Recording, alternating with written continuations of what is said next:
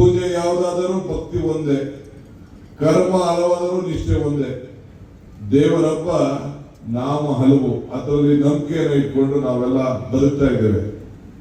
ಇವತ್ತು ವೀರಗಂಗಾಧರ ಅಜ್ಜ ಅವರು ಈ ಪೀಠದ ಅಧ್ಯಕ್ಷರಾಗಿಕೊಂಡು ಈಗ ಎಲ್ಲ ಕಾರ್ಯಕ್ರಮದಲ್ಲಿ ಎಲ್ಲ ಪುಣ್ಯದಲ್ಲೂ ಕೂಡ ಅವರ ಫೋಟೋ ಇಲ್ಲದೆ ನೀವು ಯಾವ ಕಾರ್ಯಕ್ರಮ ಕೂಡ ನೀವು ನಡೆಸುತ್ತಿಲ್ಲ. ಅವರ ಸಂದೇಶ ಏನು ನಮಗೆ ಕೊಟ್ಟರು? ಮಾನವ ಧರ್ಮಕ್ಕೆ ಜಯವಾಗಲಿ, ಧರ್ಮದಿಂದಲೇ ವಿಶ್ವಕ್ಕೆ ಶಾಂತಿ ಅಂತೇಳಿ ಅವರು ಸಂದೇಶವನ್ನು ಕೊಟ್ಟರು. ಸೊ ಸಾಹಿತ್ಯ, ಸಂಸ್ಕೃತಿ ಸಮೃದ್ಧಿಯಾಗಲಿ, ಶಾಂತಿ ಸಮೃದ್ಧಿ ಸರ್ವರಿಗೂ ಆಗಲಿ, ಧರ್ಮಕ್ಕಾಗಿ ಹೇಳಲಿ, ಧರ್ಮಕ್ಕಾಗಿ ಬಾಳಲಿ, ಧರ್ಮಕ್ಕಾಗಿ ತಾಳಲಿ, ಧರ್ಮಕ್ಕಾಗಿ ಆಳಲಿ ಅಂತ ಹೇಳಿ ನಮಗೆ ಸಂದೇಶವನ್ನು ಕೊಟ್ಟರು. ಎಲ್ಲ ಧರ್ಮದವರು ನಾವು ಬರ್ತಾ ಇದ್ದೇವೆ. ಕೊನೆ ದೇವಸ್ಥಾನಕ್ಕೆ ಎಂದಕ್ಕೆ ಹೋಗ್ತೀವಿ? ಏನಕ್ಕೆ ದೇವಸ್ಥಾನಕ್ಕೆ ಹೋಗ್ತೀವಿ? ಭಕ್ತರಿಗೂ ಭಗವಂತನಿಗೂ ವ್ಯವಹಾರ ಮಾಡುವಂತ ಸ್ಥಳ ದೇವಾಲಯ. ಈಗ ನಾನು ಶ್ರೀಗಳನ್ನೆಲ್ಲ ಕರ್ಕೊಂಡು ಪೀಠಗೆ ಈ ಒಂದು ನಮ್ಮ ಶಿಲಾನ್ಯಾಸ ಮತ್ತು ರೋಡ್ ಶಿಲಾನ್ಯಾಸ, ಇಲ್ಲಿ ಪಕ್ಕದ ಕೊಳ, ಇವಕ್ಕೆಲ್ಲ ಪೂಜೆ ಮಾಡಲಿಕ್ಕೆ ಕರ್ಕೊಂಡೋದು. ಹಕ್ಕಿ ಒಂದ್ ಕಡೆ ಇತ್ತು, ಅರ್ಶನ ಒಂದ್ ಕಡೆ ಇತ್ತು. ಅವೆರಡು ಸೇರಿದ ತಕ್ಷಣ ಮಂತ್ರಾಕ್ಷತೆ ಆಯ್ತು. ಆ ಮಂತ್ರಾಕ್ಷಿ ಕೊಟ್ಟು ಇವತ್ತು ನಮ್ಮ ಕೈಲಿ ಆಶೀರ್ವಾದವನ್ನ ಮಾಡಿಸುವಂತ ಕೆಲಸವನ್ನ ಇವತ್ತು ಮಾಡೋದು. ಹಾಗೆ ನಾವ್ಯಾರು ಅರ್ಜಿ ಹಾಕೊಂಡು ನಾವ್ಯಾರು ಹುಟ್ಟಿಲ್ಲ, ಯಾವ ಜಾತಿಯಲ್ಲಿ ಹುಟ್ಟಬೇಕು, ಯಾವ ಧರ್ಮದಲ್ಲಿ ಹುಟ್ಟಬೇಕು ಅಂತೇಳಿ. ಆದ್ರೆ ನಾವು ನಮ್ಗೆ ಹಿರಿಯರು, ನಮ್ಮ ತಂದೆ ತಾಯಂದಿರು ಏನು ನಮ್ಮ ಗುರುಗಳು ಏನು ಮಾರ್ಗದರ್ಶನವನ್ನು ಕೊಟ್ಟಿದ್ದಾರೆ, ನಿಮ್ಮ ಮನೆ ಹುಷಾರೋ ನಿಮ್ಮ ಮಠ ಹುಷಾರೋ ಅಂತ. ಅಂದ್ರೆ ನಮ್ಮ ಮನೆಗಳನ್ನ ಯಾವ ರೀತಿ ನಾವು ಕಾಪಾಡ್ತೇವೆ, ನಮ್ಮ ಮಠಗಳನ್ನು ಕೂಡ ನಾವು ಕಾಪಾಡಬೇಕು ಅಂತ ಹೇಳಿ ಇವತ್ತು ಹೇಳಿದ್ದಾರೆ. ಸೊ ಇದು ಮಾನವ ಧರ್ಮ, ಮಾನವೀಯತೆ.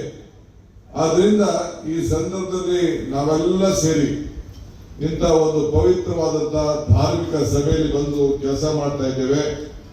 ಧರ್ಮ, ಪೂಜೆ, ಭಕ್ತಿ ಪ್ರದರ್ಶನಕ್ಕೆ ಇರುವಂತ ವಸ್ತು ಅಲ್ಲ. ಮನುಷ್ಯನ ಆತ್ಮವಿಶ್ವಾಸವನ್ನ ಹೆಚ್ಚಿಸಿಕೊಳ್ಳಿಕ್ಕೋಸ್ಕರ ಇವತ್ತು ನಾವೆಲ್ಲ ಇಂಥ ಕೆಲಸವನ್ನು ನಾವು ಮಾಡ್ಕೊಂಡು ನಾವು ಬರ್ತಾ ಇದ್ದೇವೆ. ನಮ್ಮ ಧರ್ಮ ಸರಿ, ನಿನ್ನ ಧರ್ಮ ತಪ್ಪು ಎಂಬುದು ಎಲ್ಲೂ ಕೂಡ ಯಾವ ಧರ್ಮದಲ್ಲೂ ಕೂಡ ಇಲ್ಲ. ಪ್ರಪಂಚದಲ್ಲಿ ದೇವರುಗಳು ಒಬ್ಬನೇ. ಕೊನೆಗೆ ನಾವು ಅನೇಕ ಶ್ಲೋಕಗಳನ್ನು ಕೇಳಿದ್ದೇವೆ. ಆಕಾಶಂ ಪಂಚೋ ಯಥಾಗಚ್ಚತಿ ಸಾಗರ ಸರ್ವದೇವ ನಮಸ್ಕಾರ ಹೇಳಿ ಎಲ್ಲ ಕೊನೆಗೆ ಎಷ್ಟೇ ದೇವರಿಗೆ ನಾವು ನಮಸ್ಕಾರ ಮಾಡಿದ್ರು ಕೂಡ, ಎಷ್ಟೇ ನದಿಗಳು ಮಳೆ ಎಲ್ಲಿದ್ರು ಕೂಡ ಕೊನೆಗೆ ಸಾಗರಕ್ಕೆ ಹೋಗಿ ತಲುಪ್ತದೆ ಅಂತೇಳಿ, ಕೊನೆಗೆ ಒಬ್ಬನೇ ದೇವರಿಗೆ ಅದು ತಲುಪ್ತದೆ ಅಂತ ಹೇಳಿ ಇವತ್ತು ಶಿವ ಲಿಂಗ, ಅದಕ್ಕೆ ಯಾವ ರೂಪ ಇದೆ ಇಷ್ಟು ಮಾತ್ರ, ಅಲ್ಲಿ ಹೆಸರಿಲ್ಲ, ನಾಮ ಇಲ್ಲ ಆ ಶಿವಲಿಂಗಕ್ಕೆ. ಸೊ ಅದರಲ್ಲಿ ಇವತ್ತು ನಾವು ನಂಬಿಕೆಯನ್ನು ಇಟ್ಕೊಂಡು ನಾವು ಪೂಜೆ ಭಕ್ತಿಯನ್ನು ನಾವು ಉಳಿಸ್ಕೊಂಡು ನಾವು ಬಂದಿದ್ದೇವೆ. ಆದ್ರಿಂದ ಇವತ್ತು ನಾನು ತಮ್ಗೆ ಹೇಳೋದಿಷ್ಟೇ, ನನಗೆ ಶ್ರೀಗಳು ಎಲ್ಲ ಸಂತರು ಕೂಡ ಧೈರ್ಯದಿಂದ ಈ ರಂಭಾಪುರಿ ಏನು ಈ ಒಂದು ಪವಿತ್ರವಾದಂತ ಕ್ಷೇತ್ರ ಇದೆ, ನನಗೂ ಒಂದು ಅಪಾರವಾದಂತ ಸಂಬಂಧ. ನಮ್ಮಲ್ಲಿರುವಂತ ಅನೇಕ ಶ್ರೀಗಳು, ನಾನು ಯಾವುದೇ ಜಾತಿ ಸೇರಿರ್ಬೋದು, ಯಾವುದೇ ಧರ್ಮ ಇರ್ಬೋದು, ನನಗೆ ಪ್ರಶ್ನೆ ಮಾಡ್ತಾರೆ, ಏನಯ್ಯ ನೀನು ಕೊನೆಗೆ ಒಂದು ಜಾತಿ ಒಕ್ಕಲಿಗ ಜಾತಿ ಇಟ್ಕೊಂಡು ನೀನು ಇದು ರಂಭಾಪುರ ಶ್ರೀಗಳು ನಮ್ಮ ಗಂಗಾಧರ ಜನ ಬಗ್ಗೆ ಅವರ ಹೆಸರಿನಲ್ಲಿ ನೀನು ಪ್ರಮಾಣ ವಚನ ತೆಗೆದುಕೊಂಡಿದ್ದೆ. ಅದು ನನ್ನ ನಂಬಿಕೆ, ಅದು ನನಗಿರುವಂತ ಆತ್ಮವಿಶ್ವಾಸ. ನನಗೆ ಯಾವ ರೀತಿ ಮಾರ್ಗದರ್ಶನವನ್ನು ಕೊಟ್ಟಿದ್ದಾರೆ, ಯಾವ ರೀತಿ ಈಗೂ ಕೂಡ ನನಗೊಬ್ಬರಿಗೆ ಅಲ್ಲ, ನಾನು ನಮ್ದಂತ ಕುಟುಂಬ, ನನ್ನ ಕುಟುಂಬ ಎಲ್ಲರೂ ಕೂಡ ಇವತ್ತು ಇಷ್ಟು ದೊಡ್ಡ ಆತ್ಮಬಲವನ್ನ ತುಂಬಿದ್ದಾರೆ ಅನ್ನೋದು ಹೇಳಿ ನಾನು ಇಲ್ಲಿ ವಿವರಣೆ ಮಾಡಲಿಕ್ಕೆ ನಾನು ಹೋಗ್ಲಿಕ್ಕೆ ನಾನು ತಯಾರಿಲ್ಲ. ಯಾವ್ದಾದ್ರು ಸಂದರ್ಭದಲ್ಲಿ ನನಗಾಗಿರುವಂತ ಅನುಭವಗಳನ್ನ ಖಂಡಿತ ಈ ರಾಜ್ಯದ ಜನತೆಗೆ ಒಂದು ಪುಸ್ತಕದ ಮುಖಾಂತರ ಖಂಡಿತ ನಾನು ಅದನ್ನ ಸಂದೇಶವನ್ನು ನಾನು ಕೊಡ್ತೇನೆ ಅನ್ನೋ ಮಾತನ್ನ ಈ ಸಂದರ್ಭದಲ್ಲಿ ಹೇಳಲಿಕ್ಕೆ ನಾನು ಬಯಸ್ತಾ ಇದ್ದೇನೆ. ಯಾಕೆಂದ್ರೆ ಗೌಪ್ಯವಾಗಿ ಕಾಪಾಡಿಕೊಂಡಂತ ಒಂದು ಅಪೂರ್ವವಾದಂತ ಏನು ಒಂದು ಮಾರ್ಗದರ್ಶನ ಇದೆ ಈ ಸಮಾಜಕ್ಕೆ ಇವತ್ತು ಒಳಪಾಗಿ ಇವತ್ತು ಕೆಲಸ ಇವತ್ತು ಮಠದ ಹಿನ್ನೆಲೆಯಲ್ಲಿ ಇವತ್ತು ಕೆಲಸ ಮಾಡ್ತಾ ಇದೆ. ಮತ್ತೆ ಮುಕ್ತಿ ಮಂದಿರದ ಶ್ರೀಗಳು ಕೂಡ ವೇದಿಕೆಯಲ್ಲಿ ಕೂತಿದ್ದಾರೆ, ಅಲ್ಲೂ ಕೂಡ ಸದ್ಯದಲ್ಲಿ ನಾನು ಹೋಗಿ ಬರ್ತಾ ಇದ್ದೇನೆ. ಗಂಗಾಧರಜಿ ಅವರ ಕೊನೆಯ ಉಸಿರು ಅಲ್ಲಿ ಆಯ್ತು ಅಂತೇಳಿ ಅಲ್ಲೂ ಕೂಡ ನಾನು ಹೋಗಿ ಬಂದೆ. ಅಲ್ಲಿ ಅಪಾರವಾದಂತ ಅಭಿವೃದ್ಧಿ ಆಗ್ತಾ ಇದೆ. ಇಲ್ಲಿ ಶ್ರೀಗಳು ನನಗೆ ಇಲ್ಲಿ ನಿಂತೋಗಿರುವಂತ ಈ ಒಂದು ದೊಡ್ಡ ಭವ್ಯವಾದಂತ ಭವನದ ಬಗ್ಗೆ ನನಗೆ ಹಿಂದೆ ಕೂಡ ಪ್ರಸ್ತಾವನೆ ಮಾಡಿದ್ದಾರೆ. ನಾನು ಸ್ವಲ್ಪ ತಡ ಮಾಡಿ ಬುದ್ಧಿ ಅದಕ್ಕೆ ಸ್ವಲ್ಪ ಅಡಚಣೆ ಇದೆ ಅಂತ ಹೇಳಿದ್ದೆ. ಆದ್ರೆ ಇವತ್ತು ನಾನು ಮಾತು ಕೊಡ್ತೇನೆ, ಯಾವುದೇ ಅಡಚಣೆ ಬರಲಿ, ಅದನ್ನ ಎಷ್ಟೇ ಆಗ್ಲಿ ಅವರು ಒಂದು 5 ಕೋಟಿ ರೂಪಾಯಿ ಹಣ ಕೊಡಬೇಕು ಅಂತ ನನಗೆ ಹೇಳಿದ್ದಾರೆ. ಇವತ್ತು ಈ ಒಂದು ಪವಿತ್ರವಾದಂತಹ ಸಭೆಯಲ್ಲಿ ಅದಕ್ಕೆ ಕೊಟ್ಟು ಪೂರ್ಣ ಮಾಡಿ ನಾನೇ ಬಂದು ಅದನ್ನ ಉದ್ಘಾಟನೆ ಮಾಡುವಂತ ಕೆಲಸವನ್ನು ನಾನು ಮಾಡ್ತೇನೆ ಅನ್ನೋ ಮಾತನ್ನ ಇವತ್ತು ಶ್ರೀಗಳ ಮುಂದೆ ನಾನು ಹೇಳಲಿಕ್ಕೆ ನಾನು ಬಯಸ್ತೇನೆ. ಬಂಧುಗಳೇ, ಇವತ್ತು ನಾವೆಲ್ಲ ಇಲ್ಲಿ ಸೇರಿದ್ದೇವೆ. ಇವತ್ತು ಶ್ರೀಗಳು ತಮ್ಮ ಜ್ಞಾನ, ಭಾವಿ, ಕೃಪೆಯಿಂದ ಮನುಷ್ಯನ ಬುದ್ಧಿಗೆ ಅನೇಕ ವಿವೇಕತನ ನೆರಳುಗಳಾಗಿ ಇವತ್ತು ನಮಗೆ ಮಾರ್ಗದರ್ಶನವನ್ನ ಕೊಡ್ತಾ ಇದ್ದಾರೆ. ಬಸವಣ್ಣವರು ಏನ್ ಹೇಳ್ತಾರೆ, ಇವತ್ತು ನಮ್ಮೆಲ್ಲರೂ ಕೂಡ ಗುರುವಿನ ಬಗ್ಗೆ ಒಂದು ವಚನ ಒಂದು ರೀತಿಯಲ್ಲಿ ಹೇಳ್ತಾರೆ. ಎನ್ನ ಪರಮ ಗುರುವೇ ನೀನು, ಎನ್ನ ಗತಿವಿಧಿಯೇ ನೀನು, ಎನ್ನ ಅರಿವಿನ ಜ್ಯೋತಿಯೇ ನೀನು, ಎನ್ನ ಅಂತರಂಗದ ಬಹಿರಂಗದ ನೀನೇ ಅಂತ ಹೇಳಿ ಕೂಡಲು ಸಂಘ ಮಾತು ಹೇಳ್ತಾ ಇದ್ದಾರೆ. ಹಂಗೆ ಗುರು ಇಲ್ಲದೆ ನಾವು ಯಾರು ಗುರು ಬಿಡ್ಲಿಕ್ಕೆ ಸಾಧ್ಯ ಇಲ್ಲ. ಕೊನೆಗೆ ನಮ್ಮ ಆತ್ಮಸಾಕ್ಷಿ, ಈಗ ತಾನೇ ನೀವು ನೋಡಿದ್ರಿ, ಈಗೆಲ್ಲ 10 ರೂಪಾಯಿ, 20 ರೂಪಾಯಿ, 100 ರೂಪಾಯಿ, 500 ರೂಪಾಯಿ ಆಗ್ತಾ ಇದ್ರು. ಯಾಕೆ? ಕೊನೆಗೆ ನಿಮ್ಮ ಆತ್ಮಸಾಕ್ಷಿ ಆತ್ಮಕ್ಕೆ ಒಂದು ಸಮಾಧಾನ ಸಿಗ್ತೀನಿ ಅಂತ ಹೇಳಿ 10 ರೂಪಾಯಿ ಆಗಿ ಕೊನೆಗೆ ನಾನು ಬದುಕಿದಂತ ಹಣದಲ್ಲಿ, ನಾನು ದುಡಿದಂತ ಹಣದಲ್ಲಿ ಇದು ಲೋಕ ಕಲ್ಯಾಣಕ್ಕೋಸ್ಕರ ಬೆಳೀತಾ ಇರಂತ ಇಂಥ ಒಂದು ಪರಂಪರೆಯನ್ನ ಉಳಿಸ್ಕೊಂಡು ಹೋಗ್ಬೇಕು ಅಂತೇಳಿ, ಹಂಗೆ ಈ ಪರಂಪರೆಯನ್ನ ನಾವು ಉಳಿಸ್ಕೊಂಡು ನಾವೆಲ್ಲ ಕೆಲಸ ಮಾಡ್ಕೊಂಡು ಹೋಗೋಣ. ಇವತ್ತು ಧರ್ಮವನ್ನ ಉಳಿಸ್ಬೇಕು.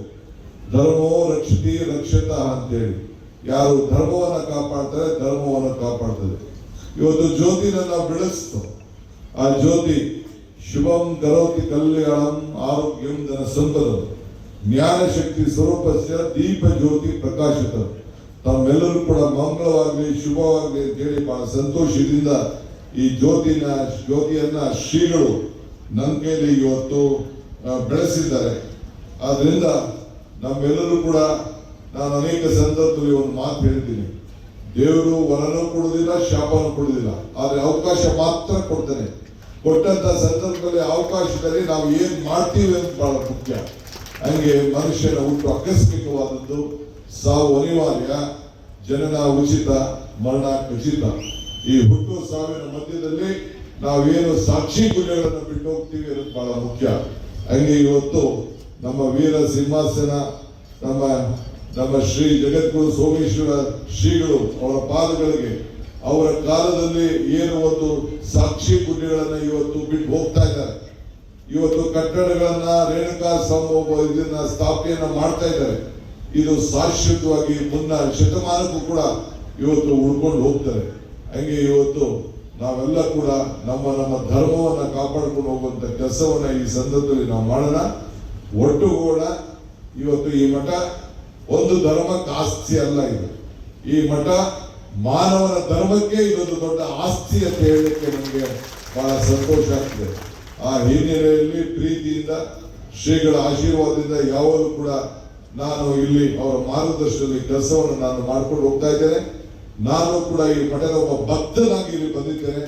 ನಾನು ಡೆಪ್ಟಿ ಚೀಫ್ ಮಿನಿಸ್ಟರ್ ಅಂತ ಇಲ್ಲಿ ಬರಲಿಲ್ಲ, ನಾನು ಪಕ್ಷದ ಅಧ್ಯಕ್ಷ ಅಂತ ಇಲ್ಲಿ ಬರಲಿಲ್ಲ. ನನಗೆ ಯಾವ ಪರಂಪರೆ ಇಲ್ಲ. ಶ್ರೀಗಳ ಆಶೀರ್ವಾದ, ಇಂಥ ಶ್ರೀಗಳ ಆಶೀರ್ವಾದ, ನಾವು ಮಾಡುವಂತ ಒಳ್ಳೆ ಕೆಲಸಗಳಿಗೆ ಶ್ರೀಗಳು ನಿಮ್ಮೆಲ್ಲರ ಆಶೀರ್ವಾದ ಬಹಳ ಮುಖ್ಯ. ಆದ್ರಿಂದ ಇವತ್ತು ನನ್ನ ವೇದಿಕೆಯಲ್ಲಿ ನನ್ನ ಮಿತ್ರರಾದಂತ ರಾಜೇಗೌಡರು ಕೂಡ ಇದ್ದಾರೆ. ಅವರು ಕೂಡ ಆಶೀರ್ವಾದ ಯಾವುದು ಕೂಡ, ನಿಮ್ಮ ಆಶೀರ್ವಾದ ಯಾವುದು ಕೂಡ ಇಲ್ಲಿ ನನ್ನ ಸಂಪೂರ್ಣವಾದಂತಹ ಸಹಕಾರ. ನಿಮ್ಮ ಮಠದ ಬಗ್ಗೆ ನನಗೆ 10 ಸತಿ ಫೋನ್ ಮಾಡಿರ್ಬೇಕು, ಸ್ವಾಮಿ ಎಲ್ಲೇ ತಪ್ಪಿಸ್ಕೊಳ್ಳಿ, ಏನೇ ಮಾಡ್ಕೊಳ್ಳಿ, ಏನೇ ಕೆಲಸ ಇರಲಿ, ಇವತ್ತು ನಮ್ಮ ಶ್ರೀಗಳ ಮಠಕ್ಕೆ ನೀವು ಬರಲೇಬೇಕು ಅಂತೇಳಿ ಒತ್ತಾಯ ಮಾಡಿ ಶ್ರೀಗಳನ್ನು ಕರೆದಿದ್ರು. ನಾನು ಅವ್ರು ಡೇಟ್ ಕೊಟ್ಟಿದ್ದೆ, ಬಂದೇ ಬರ್ತೀನಿ ಅಂತ ಹೇಳಿದ್ರೆ, ಆದ್ರೆ ಬೆಳಗ್ಗೆಯಿಂದ 100 ಫೋನ್ ಅನ್ನ ಮಾಡಿ ನಿನ್ನೆಯಿಂದ ಕೂಡ ಇವತ್ತು ಬರಲಿಕ್ಕೆ ಕಾರಣಕರ್ತರಾಗಿದ್ದಾರೆ. ಅವರು ಕೂಡ ಈ ಸಂದರ್ಭದಲ್ಲಿ ಅಭಿನಂದಿಸಿ, ತಾವು ಇಷ್ಟು ದೊಡ್ಡ ಭವ್ಯವಾದಂತಹ ಸಭೆಯಲ್ಲಿ ಪಾಲ್ಗೊಂಡು ನನ್ನ ಮಾತನ್ನ ಕೂಡ ನನ್ನ ಒಂದು 4 ಮಾತನ್ನ ಕೇಳಿ ಶಾಂತಿಯಿಂದ ತಾವೆಲ್ಲ ಕೇಳಿದ್ದೀರಿ.